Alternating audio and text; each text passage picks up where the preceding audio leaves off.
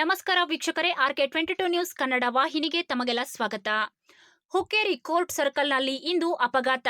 Tractor ಚಲಿಸುತ್ತಿದ್ದಾಗ tractor ಹಿಂದೆ ಇದ್ದ ಕಾರಿನ ಚಾಲಕನ ಅಜಾಗರೂಕ ಚಾಲನೆಯಿಂದ ಡಿಕ್ಕಿ ಹೊಡೆದ ಪರಿಣಾಮವಾಗಿ ಕಾರಿನಲ್ಲಿ ಇದ್ದ ವ್ಯಕ್ತಿಗೆ ಗಂಭೀರವಾಗಿದೆ.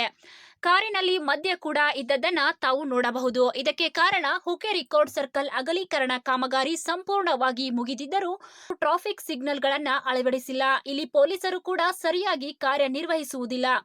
ಜನದಟ್ಟಣೆ ಹಾಗೂ ವಾಹನಗಳ ದಟ್ಟಣೆ ವಿಪರೀತವಾಗಿದ್ದು, ಇನ್ನಾದರೂ ಸಂಬಂಧಪಟ್ಟ ಅಧಿಕಾರಿಗಳು ನಿದ್ರೆ ಮೂಡ್ನಿಂದ ಎಚ್ಚೆತ್ತುಕೊಂಡು ಮುಂದೆ ಆಗುತ್ತಿರುವ ಅನಾಹುತಗಳನ್ನು ತಪ್ಪಿಸಬೇಕು ಎಂದು RK22 ನ್ಯೂಸ್ ಕನ್ನಡ ವಾಹಿನಿಯ ಮೂಲಕ ಕಳಕಳಿಯ ವಿನಂತಿ ಇದೆ. ವರದಿ Ravi B Kamble, RK22 news Kannada, Hukkeri. ನಮ್ಮ ನಡೆ ಭ್ರಷ್ಟಾಚಾರ ತಡೆ.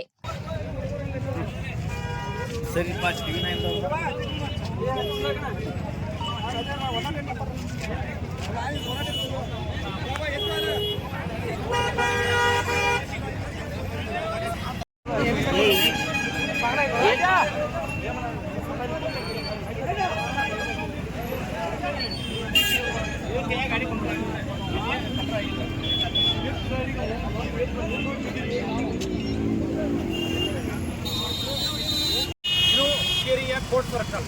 ಈ ಸರ್ಕಲ್ನಲ್ಲಿ ಪ್ರತಿದಿನವೂ ವಿಪರೀತ ಜನದಟ್ಟಣೆ ಹಾಗೂ ವಾಹನ ದಟ್ಟಣೆಗಳು ಅತಿ ವಿಪರೀತವಾಗಿದ್ದು, ಈ ಕೋರ್ಟ್ ಸರ್ಕಲ್ ಅಗಲೀಕರಣದ ಕೆಲಸ ಸಂಪೂರ್ಣವಾಗಿ ಮುಕ್ತಾಯವಾಗಿದ್ದು, ಇಲ್ಲಿವರೆಗೂ ಕೂಡ ಯಾವುದೇ ರೀತಿಯ ಇಲ್ಲಿ ಸಂಬಂಧಪಟ್ಟ ಅಧಿಕಾರಿಗಳು ಸಂಚಾರಿ ನಿಯಮ ಫಲಕಗಳನ್ನು ಕೂಡ ಅಳವಡಿಸಿಲ್ಲ.